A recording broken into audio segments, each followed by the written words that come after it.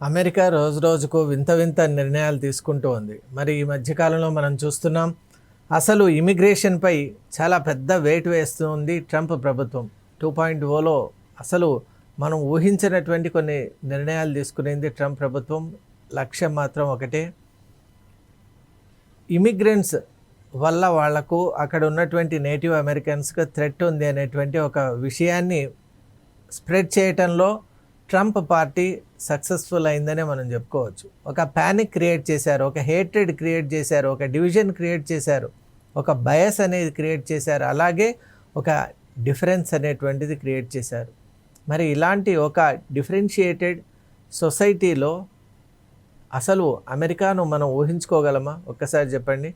ఈరోజు ట్రంప్ ఎన్ని రకాలుగా అంటే mass deportation without any honour, ఎవరికైతే వాళ్ళకి సరైనటువంటి డాక్యుమెంట్స్ లేవో అన్డాక్యుమెంటెడ్ వాళ్ళను, అలాగే వీసా ఎక్స్పైర్ అయిన వాళ్ళను లైక్ క్రిమినల్స్ వాళ్ళని ట్రీట్ చేస్తూ అక్కడి నుంచి పంపించేశారు. భారత్కే కాదండి, వెనిజువేలా కానీ, మెక్సికో కానీ, ఇవన్నీ దేశాలకు మనం చూసాం. And even to the middle east also అన్ని దేశాలకు పంపించారు. మరి ఇంకొకటి, H1B వీసా విషయంలో ఎవరు కూడా ఊహించినట్టు $1,00,000 అనేటువంటి ఒక అతిపెద్ద సంచలనం కూడా ట్రంప్ గవర్నమెంట్ తీసుకునేది. $1,00,000 is such a huge amount. అలాగే ఇప్పుడు మనం ఇంకోటి చూసాం, ఓపీటీ విషయంలో కూడా, ఇప్పుడు గ్రాడ్యుయేషన్ విషయంలో కూడా 4 years అనేటువంటిది అది ఫిక్స్ చేసేసింది. అంటే అప్పర్ లిమిట్ కూడా ఇంతకుముందు మనం డిపార్ట్మెంట్ ఆఫ్ హోమ్ల్యాండ్ సెక్యూరిటీ వాళ్ళ యొక్క ప్రపోజల్స్ మనం చూసినట్టయితే రీసెంట్గానే 4 yearsకే కంప్లీట్ చేసుకోవాలి, ఎక్స్ట్రా టైం కావాలి అంటే they have to get permission from the federal government. అలాగే గ్రేస్ పీరియడ్ కూడా 60 days నుంచి 30 daysకే తగ్గించేసింది. అంటే అమెరికాకు సంబంధించిన వాళ్ళు ఉండరాదు అనేది ఇక్కడ క్రిస్టల్ క్లియర్గా ఉంది. మరి ఇంత సంచలనాత్మకమైన అంశాలతో మనం అసలే కొట్టుమిట్టాడుతుంటే ఇప్పుడు మరొక తీవ్రమైనటువంటి ఇటువంటి ఓపీటీకి సంబంధించే ఇంకో అంశాన్ని కూడా అమెరికా మన ముందుకు తీసుకొచ్చింది. అదేంటి అంటే, మామూలుగా ఓపీటీ అంటే మన అందరికీ తెలుసు, ఆప్షనల్ ప్రాక్టికల్ ట్రైనింగ్. ఇండియా నుంచి 4 year అండర్ గ్రాడ్యుయేట్ కోర్స్ ఎవరైతే కంప్లీట్ చేస్తారో వాళ్ళు ఇక్కడ 12+4 అంటే 16 years ఆఫ్ ఎడ్యుకేషన్ అయిన తర్వాత ఇక్కడి నుంచి F1 వీసాతో అమెరికాకు వెళ్ళటం, అక్కడ కోర్స్ మాస్టర్స్ కంప్లీట్ చేసుకున్న తర్వాత MS ప్రోగ్రామ్ కంప్లీట్ అయినాక అక్కడ వాళ్లకు ఓపీటీ అనేది చాలా ముఖ్యమండి. It's a bridge. అసలు అమెరికాలో మనం ఉండగలగాలి అంటే ఓపీటీ ఉంటేనే మనం ఉండగలం. ఎందువల్ల అంటే మాస్టర్స్ కంప్లీట్ అయినాక మనకి ఇప్పుడు ఉన్న గ్రేస్ పీరియడ్ జస్ట్ 30 days, అంటే 1 monthలో మళ్ళీ మనం ఇండియాకి వచ్చేసేయాలి. మరి అప్పుడు అక్కడ జాబ్ చూసుకోవటం ఎలా, అక్కడ ఉన్నటువంటి పరిస్థితులకు మన నాలెడ్జ్ని అప్లై చేసుకోవటం ఎలా, మనలో స్కిల్ సెట్ పెంపొందించుకోవటం ఎలా, అక్కడ ఉన్నటువంటి సోషియో కల్చరల్ వేరియంట్స్ను మనం అవగాహన చేసుకునేది ఎలా, దీనికి ఎగ్జాక్ట్గా మనకు ఓపీటీ అనేది ఉపయోగపడుతుంది. ఈ ఆప్షనల్ ట్రైనింగ్, ప్రాక్టికల్ ట్రైనింగ్లో ఎంఎస్లో వాళ్ళు నేర్చుకున్నటువంటి అంశాలని అక్కడ ఎంఎన్సీస్లో వాళ్ళు రియల్ టైం బేసిస్లో వాటిని వినియోగించి ఉపయోగించి, అలాగే అక్కడ ఉన్నటువంటి డిఫరెంట్ సిచ్యువేషనల్ కన్స్టెంట్స్ని కూడా అర్థం చేసుకుంటూ వాళ్ళ లైఫ్ అనేది, కెరీర్ అనేది అక్కడ స్టార్ట్ చేసుకుంటారు. అందువల్ల ఇది 1 year to 3 year ప్రోగ్రామ్ మనకు అక్కడ అవైలబుల్గా ఇంతవరకు ఉండేది. అందువల్ల స్టూడెంట్స్ హ్యాపీగా మాస్టర్స్ ఎవరైతే కంప్లీట్ చేసుకుంటారో వాళ్ళు ఈ 3 years లోపలనే అక్కడ వాళ్ళు అన్ని మెళకువలు కానివ్వండి, అక్కడ ఉన్నటువంటి పద్ధతులు కానివ్వండి, ఎందువల్ల అంటే it's entirely different type of eco system and environment కాబట్టి దానికి అట్యూన్ కావటం, అలవాటు పడటం, అక్కడ ఇంకా వీళ్ళు కావలసినటువంటి అంశాలను తెలుసుకోవటం, ఇలా వాళ్ళని వాళ్ళు సెల్ఫ్ డెవలప్మెంట్ చేసుకున్న తర్వాత, సెల్ఫ్ ఎవాల్వ్ అయిన తర్వాత వాళ్లకు వాళ్ళ ప్రయత్నాల్లో కనుక ఎవరైనా ఎంప్లాయ్మెంట్ దొరికి, స్పాన్సరర్ కనుక దొరికి, ఎంప్లాయర్ స్పాన్సర్ చేయగలిగితే H1B వీసా కింద దాన్ని మార్చుకునేవాడు. ఇక్కడ ఉన్న thousands of people or even lakhs of students అలాగే చేశారు. F1 వీసాతో వెళ్ళటం, అక్కడ ఈ ఓపీటీ టైంలోనే వాళ్ళు ఉద్యోగం సంపాదించుకోవటం, అప్పుడే H1B వీసా కింద మారిపోవటం, ఇక ఉద్యోగం చేస్తున్నప్పుడే వాళ్ళు పర్మనెంట్ రెసిడెన్సీ అంటే న్యాచురలైజేషన్ ప్రాసెస్, అలాగే గ్రీన్ కార్డుకి అప్లై చేసుకోవటం, అమెరికన్ సిటిజన్స్గా పర్మనెంట్ రెసిడెన్సీ అక్కడ పొందటం, ఇది ఎంటైర్ ప్రాసెస్ మనం చూస్తున్నాం. దీంట్లో ట్రంప్ గవర్నమెంట్ చూడండి, అసలు పర్మనెంట్ రెసిడెన్సీ విషయంలోనే 100 రకాలుగా ఇబ్బందులకు గురి చేస్తోంది. అప్లై చేసుకోవాలంటే వాళ్ళ ఊర్లకు వాళ్ళు వెళ్ళాలి. అలాగే ఆ ప్రాసెస్ను కూడా పూర్తిగా ఎలా చేసిందంటే వీసా అనేటువంటి పర్మనెంట్ రెసిడెన్సీ అనేటువంటిది ఇవ్వటం ఇంపాసిబుల్ అన్నటువంటి ఒక కండిషన్ అక్కడ పెట్టింది.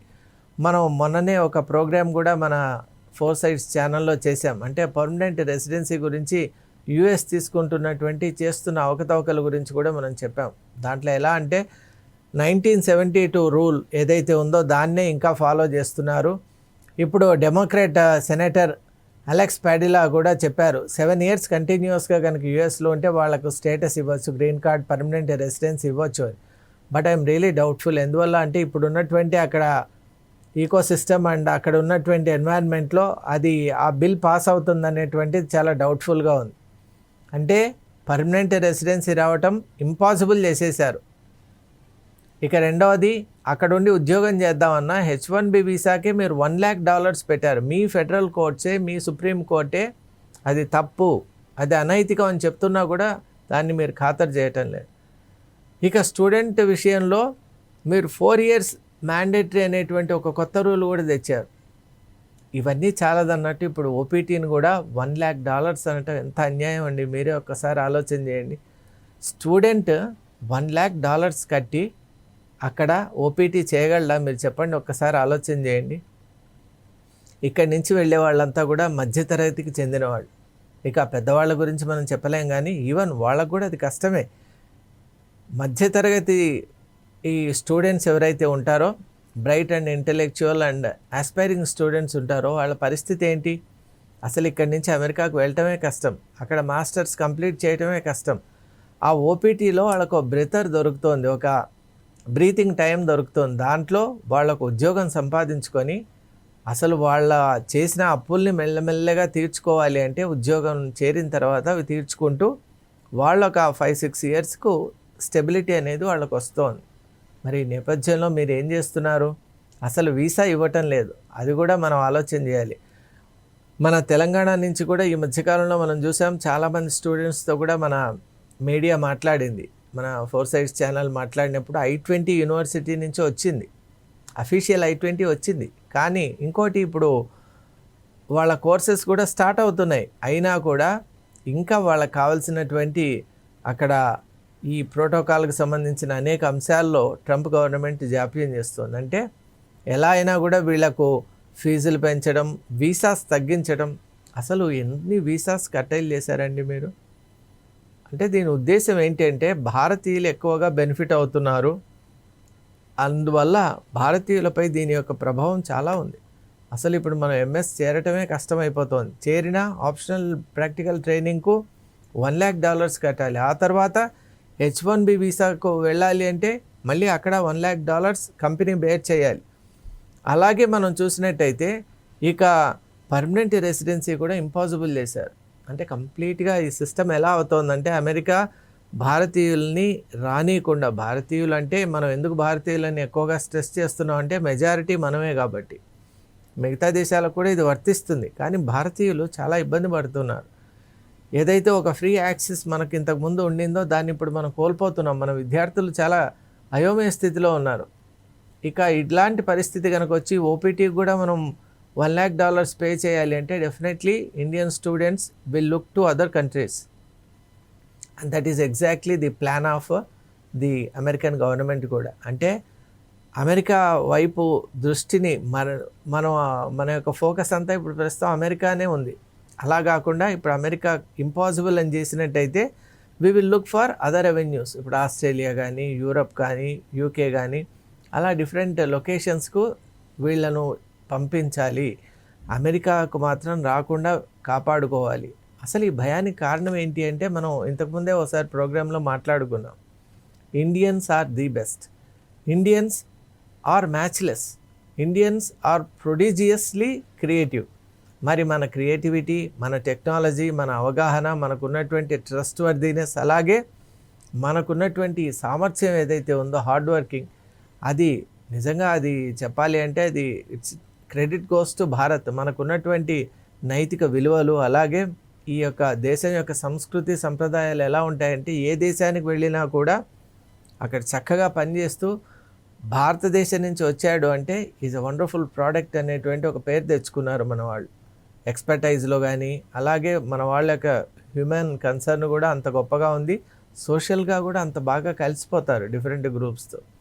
మరి వీళ్ళ వల్ల ఏమైందంటే అక్కడ ఉన్న అమెరికన్స్ ఎవరైతే ఉన్నారో, అమెరికా ఫస్ట్ నినాదం మనకు తెలుసు కదా. ఈ అమెరికన్స్ ఏమవుతున్నారంటే మన వాళ్ళ యొక్క ఎక్స్పర్టైజ్ను కానీ, లేకుంటే మన వాళ్ళ యొక్క కేపబిలిటీస్ని కానీ మ్యాచ్ చేయలేకపోతున్నారు. దానివల్ల అక్కడ వాళ్ళు ఫెయిల్ అయిపోతున్నారు, మన వాళ్ళతో పోటీ పడలేకపోతున్నారు. ఆ విషయాన్ని వాళ్ళు డైజెస్ట్ చేసుకోలేకపోవడం వల్ల అసలు ఇండియన్స్ ఇక్కడికి వస్తే కదా వాళ్ళ వల్ల మనకి పోటీలు, మన ఉద్యోగాలు మనకు రాకపోవడం. కాబట్టి అట్ ది వెరీ అవుట్సెట్ మన దేశంలోకే రానియకుండా కనుక చేసామనుకోండి, మన జాబ్స్ కానివ్వండి, మనకు ఉన్నటువంటి మిగతా ఆపర్చునిటీస్, మన రిసోర్సెస్ మనమే వాడుకోవచ్చు అనేటువంటి ఒక స్ట్రాటజీతోనే ఈరోజు ఈ రకమైనటువంటి ప్రపోజల్స్ బయటకు వస్తున్నాయి. ఏదేమైనా రైట్ఫుల్గా ఫేస్ చేయలేకే ట్రంప్ గవర్నమెంట్ ఇటువంటి నిర్ణయాలు తీసుకుంటుంది. లేకుంటే స్టూడెంట్స్ పైన ఇంత అమానుషంగా ప్రవర్తించడం ఏంటండి? స్టూడెంట్ వీసాస్ తగ్గించడం, అలాగే అసలు మీ యూనివర్సిటీస్ అంతా కూడా ఫండింగ్ ఎక్కడి నుంచి వస్తుంది అనుకుంటున్నారు? మీరు ఒక విషయం మర్చిపోతున్నారు. అసలు ఇండియన్ స్టూడెంట్స్ చేసే ఫండింగ్ వల్ల చాలా యూనివర్సిటీస్ కూడా రన్ అవుతున్నాయి. అది మర్చిపోతోంది అమెరికా. మన కాంట్రిబ్యూషన్స్ కూడా మర్చిపోతోంది. అసలు భారతీయులు ఇచ్చినటువంటి ఆ లిఫ్ట్ ఏదైతే ఉందో దాన్ని కూడా మర్చిపోయి ఈరోజు ప్రవర్తిస్తోంది అమెరికా. భారతీయులు ఎప్పుడు కూడా అమెరికాకి ఎటువంటి అనైతికమైనటువంటి యాక్టివిటీస్ ఎప్పుడూ చేయలేదండి. వేరే దేశాల వాళ్ళంటే చేసి ఉండొచ్చు, కానీ భారత్ ఎప్పుడు కూడా చేయలేదు. ఏ దేశంలో ఉన్నా ఒక నైతికత, ఒక నిబద్ధతతోనే మన విద్యార్థులు కానీ ఉద్యోగస్తులు కానీ ఉన్నారు. కానీ కేవలం మీరు అమెరికా ఫస్ట్ అని మీ పొలిటికల్ అంబిషన్స్, అలాగే అమెరికన్స్ అక్కడ పోటీ పడలేకపోతున్నారు అన్నటువంటి ఆందోళనతోనే ఈరోజు ఎంత దుర్మార్గంగా ప్రవర్తిస్తున్నారు. విద్యార్థులకు వీసాలు ఇవ్వరు. అలాగే ఈరోజు ఓపీటీ విషయంలో మాత్రం చాలా బాధ అవుతోంది. ఎందువల్ల అంటే ఒక స్టూడెంట్ అక్కడ మాస్టర్స్ కోర్స్ కంప్లీట్ చేసుకోవటానికి అతని ఫినాన్సెస్ అనేవి సరిపోవు. మరి ఎంత కష్టపడితేనో ఆ స్టేజ్కి వస్తాడు. అప్పుడు ఓపీటీలో $1,00,000 చెల్లించాలి అంటే ఎలా చేస్తాడండి? అంటే స్టూడెంట్ కోర్స్ కంప్లీట్ అయిన 1 మంత్లోనే రిటర్న్ రావాలి అనేది మీ ఉద్దేశం. అంటే మీ కాలేజెస్కు ఫండింగ్ కావాలి, కానీ స్టూడెంట్ మాత్రం అక్కడ ఉద్యోగం తెచ్చుకోకూడదు. మరి ఇక్కడికి వచ్చిన తర్వాత వెళ్ళాలి అంటే తెలుసుగా, ఇక్కడి నుంచి వెళ్ళాలి అంటే $1,00,000 మళ్ళీ H1B వీసా కింద. అది కూడా ఎంత పెద్ద ప్రహసం ఇప్పుడున్న కాంపిటీషన్లో. కాబట్టి the government, American government is showing clear cut bias to make Indians especially out. They want to put Indians out of America. మరి ఇది ఇప్పుడు అక్కడ ఉన్న అమెరికాలో ఉన్నటువంటి వాళ్ళు కూడా గమనిస్తున్నారు, మన ఇండియన్ డయాస్పోరా కూడా. అందువల్లే మన 4 Sides టీవీలో రిపీటెడ్గా మనం ఒకటే చెప్తున్నాం, అమెరికా విధానాలు మీరు గమనించండి. ఎవరికి వాళ్ళు ఎలా ఉందంటే, మనకు వీసా వచ్చింది, పర్మనెంట్ రెసిడెన్సీ వచ్చింది, మన ఫ్యామిలీ సేఫ్గా ఉంది కాబట్టి ఇక మనం మిగతా వాళ్ళ గురించి ఆలోచన చేయటం ఎందుకు అనేటువంటి ఒక ధోరణిలో ఉండకుండా థింక్ అబౌట్ అవర్ కంట్రీ. మీరు ఇన్ని రోజులు, ఇన్నేళ్ళు అక్కడ ఉన్నారు, అన్ని రకాలైన ఫెసిలిటీస్ పొందారు, ఎక్స్పర్టైజ్ సాధించుకున్నారు. If you come back and make India great, already you have put in your contributions in making America great. ఇప్పుడు now try to make India great. అప్పుడు అమెరికా నుంచే మన వీసా కోసం ఎదురు చూసే రోజు రావాలని నేను కోరుకుంటున్నాను, ఆశిస్తున్నాను. Thank you.